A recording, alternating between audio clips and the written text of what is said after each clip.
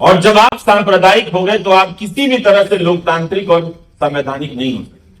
वो संभावना आपके भीतर ही खत्म हो गई, वो किसी संस्थान से पैदा नहीं की जा सकती। मुख्य धारा के भीतर काम करने वाले पत्रकारों के बीच अपने पेशे को लेकर कोई सपना नजर नहीं आता। जब मैं मिलता हूं लोगों से, कई बार सोचता हूं कि जो छात्र यूनिवर्सिटी जा रहे हैं पत्रकारिता की पढ़ाई करने के लिए, जब पत्रकारिता ही नहीं बची है, किस लिए जा रहे हैं? आज चुनौती यह है कि अगर लोकतंत्र को बचाना है, संवैधानिक मूल्यों को बचाना है, या बचे हुए लोकतंत्र को जिंदा रखना है कि जितना है उतना ही रख लें, तो इस मीडिया से लोकतंत्र को बचाना पड़ेगा। 10 साल हो गए इस मीडिया पर लिखते बोलते हुए, और इस दौरान इसको भीतर से बाहर से परखते हुए और अपने ही बोले हुए को बार बार संदेह की निगाह से देखते हुए कि कहीं कितना इसमें अतिरेक है और जो बोला जा रहा है वो वास्तविकता की कितनी करीब। हर बार लगता है, और अब ज्यादा लगता है, कि जो मौजूद ही नहीं है उसके बारे में बोलना बहुत मुश्किल है। मीडिया का जो आकार है वो अब उसके नाम में बचा है। उसका जो काम है वो निराकार हो चुका है, वो है नहीं। अब उसके बारे में मुझे बोलना, पत्रकार होते, अच्छी बुरी गलतियां होती तो उनका विश्लेषण किया जा सकता। क्या ऐसा हो सकता है कि आप क्रिकेट नहीं खेलते फिर भी आप क्रिकेट कहलाएंगे? ऐसा हो सकता है? ऐसा नहीं हो सकता। लेकिन आप बिना पत्रकारिता किए हुए मीडिया या एंकर कहला सकते। मैं मीडिया की बात जब भी करता हूं तो हमेशा उस मुख्य धारा की बात करता हूं जिसे सरकार और बाजार कई लाख करोड़ रुपए के विज्ञापन देते हैं आप लोगों के लिए। इस पेशे को लोकतंत्र की अनिवार्य एजेंसी के रूप में देखा जाता है, जिससे लाखों करोड़ रुपए का विज्ञापन मिलता है। अब तो ये लोकतंत्र का अनिवार्य हत्यारा बन गया है। आज चुनौती ये है कि अगर लोकतंत्र को बचाना है, संवैधानिक मूल्यों को बचाना है, या बचे हुए लोकतंत्र को जिंदा रखना है कि जितना है उतना ही रख लें, तो इस मीडिया से लोकतंत्र को बचाना पड़ेगा।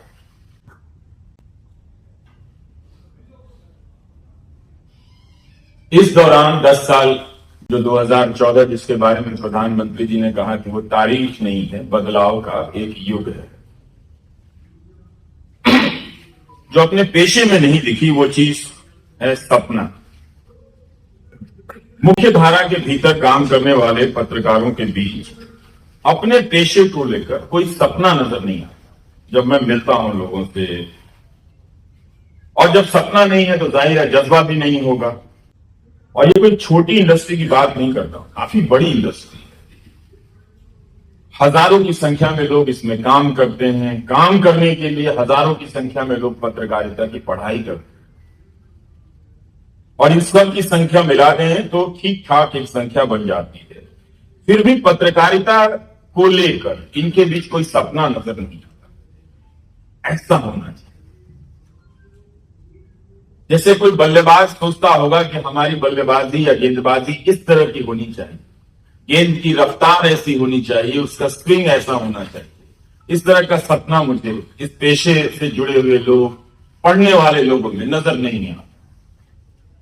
हो सकता है मेरे देखने में कोई कमी हो, और कोई बहस नहीं, कोई आग नहीं। कई बार सोचता हूं कि जो छात्र यूनिवर्सिटी जा रहे हैं पत्रकारिता की पढ़ाई करने के लिए, जब पत्रकारिता ही नहीं बची है, किस लिए जा रहे हैं? जब पेशा ही खत्म हो गया है तो सिलेबस में उस पेशे के बारे में पढ़कर अब वो क्या करें?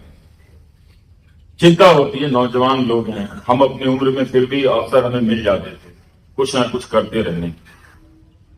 और जब ये पत्रकार घर जाते होंगे या घर से दफ्तर आते होंगे तो क्या बात करते होंगे? कौन सी खबर लेकर आते होंगे जनता की, जिसे रिपोर्टर लेकर दौड़कर संपादक के पास जाता होगा, संपादक दौड़कर उसको लेकर जनता के बीच, अपने पाठकों के बीच जाता हो। क्या सोचकर वो घर से दफ्तर के लिए निकलता होगा, और रात को जब घर के लिए चलता होगा तो किस स्टोरी के बारे में क्या सोचता होगा? कि किसे बनाकर उसे पत्रकार होने का आज सुख मिला है। इसका हम सबको अनुभव हुआ था, इसलिए इसकी बात कर रहा हूं। जब हम इस पेशे में आए थे तो दूसरे चैनल के पत्रकारों से भी इस तरह की बातें हुआ करती थी कि तुम्हारी स्टोरी पे वो एंगल छूट गया था, हमारी स्टोरी ज्यादा करेक्ट है तुमसे, तुमने गलत सोच से बात की है, तुम्हारा लेकिन शॉट अच्छा था, तुम्हारा कैमरामैन अच्छा है पर हमारे चैनल के कैमरामैन अच्छे नहीं है। तो इस तरह की बातें होती थी। और जब कैमरामैन से बात होता था तो वो बताया करते थे कि आपके विजुअल में साउंड की क्वालिटी अच्छी नहीं। तो कुछ होने का या हो जाने का एक सुख था, अभ्यास था, जिसे हम लगातार कर रहे थे। अब ये सुख समाप्त हो गया, और समाप्त किया मीडिया ने, पत्रकारों ने मिलकर और इसके मालिकों ने। जिस मीडिया में सपना ही ना हो, जिसके भीतर अपनी रिपोर्ट को लेकर किसी तरह की प्रतिस्पर्धा ना हो, वो कुछ भी हो, कारोबार नहीं हो सकता। आज की तारीख में आप गोदी मीडिया के चैनलों में प्रोडक्ट के आधार पर फर्क करना चाहें तो आप नहीं कर पाएंगे। इनके बीच ही मीडिया होने या एक दूसरे से अच्छा होने की प्रतिस्पर्धा समाप्त हो गई, मगर इनका बिजनेस चल रहा है। इस पर लंबी बातचीत हो सकती है कि किस तरह बाजार का विज्ञापन, कॉर्पोरेट का पैसा, नफरत फैलाने की और लोकतंत्र की हत्या करने की इस इंडस्ट्री में लग रहा है।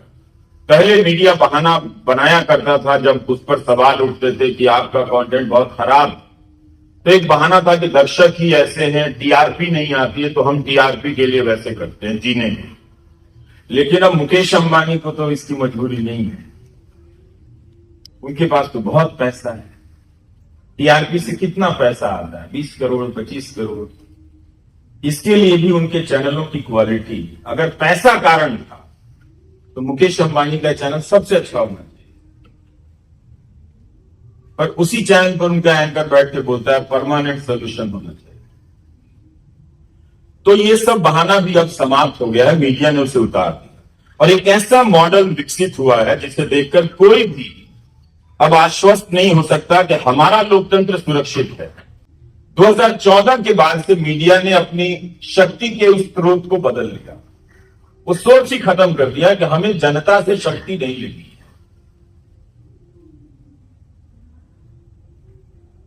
सरकार से शक्ति लेने लगा और पूछना बंद कर दिया सरकार से, जनता से पूछने लगा। आपको चिन्हित करने लगा, आपके लेखकों को चिन्हित करने लगा, उन्हें गद्दार, देशद्रोह, तरह तरह के नामों से पुकारने लगा। वो एक तरह से जैसे चुनावों के समय पहले बाहुबली हुआ करते थे, उसी तरह से अब ये सूचना के नए बाहुबली, ये सारे लोग लठैत हैं। इनका काम आपको सूचना देना नहीं है, बल्कि यहां की सूचना कहीं और ना पहुंच जाए उसे रोकना है। ये सूचना के लठैत हैं ये सारे जो अभी आए हैं। ज्यादा अच्छा शब्द गुंडा लगता है, लेकिन ठीक नहीं लगता है, क्योंकि गुंडो वो कहीं और भी उसके कई सारे अर्थ निकल आते। तो इसीलिए आप देखेंगे कि वो जनता को धमकाता है। यहीं पे जब ओलंपिक पदक विजेता महिलाएं प्रदर्शन कर रही कहा करती थी कि हमारा इंटरव्यू लेने तो बहुत होगा, पर दिखता कहीं नहीं, उन्हें नहीं दिखाया गया। और जब किसान आंदोलन करने गए तो बिना जाने पड़ताल किए मीडिया ने झट से उन्हें आतंकवादी कर दिया। ये कभी नहीं हुआ। जिन्हें अन्नदाता कहा जाता था, पता नहीं किसानों के लिए कितनी अलंकृत शब्दावलियां विकसित कर दी गई थी, ये हैं वो हैं, उन्हें एक झटके में आतंकवादी कह दिया, आंदोलन जीवी कह दिया गया। तो उन्होंने साफ कर दिया कि अब हमें इनसे अपनी शक्ति नहीं चाहिए। तो जब मीडिया जनता का ही विरोधी हो जाए, विपक्ष का विरोधी हो जाए, तो उससे उम्मीद करना कि वह किसी तरह से संविधान का पालन करेगा, अपने खाली समय को बर्बाद करना है, मैं तो नहीं करता। इसलिए 2014 सिर्फ तारीख नहीं, बदलाव का युग। एक विज्ञापन, और आप सब पैसा दे रहे हैं अखबार में, वो बंद कर दीजिए आज से। वो पैसा मुझे भेज दीजिए, मैं अच्छे अच्छे शर्ट खरीद के आपको तस्वीरें भेज दूंगा। क्योंकि सारे अखबार के मालिकों को, चैनल के मालिकों को पता है कि जो फेक न्यूज है, जो व्हाट्सएप यूनिवर्सिटी का प्रोपेगेंडा है, वो साहब का है, आप उस पर हाथ मत डालो।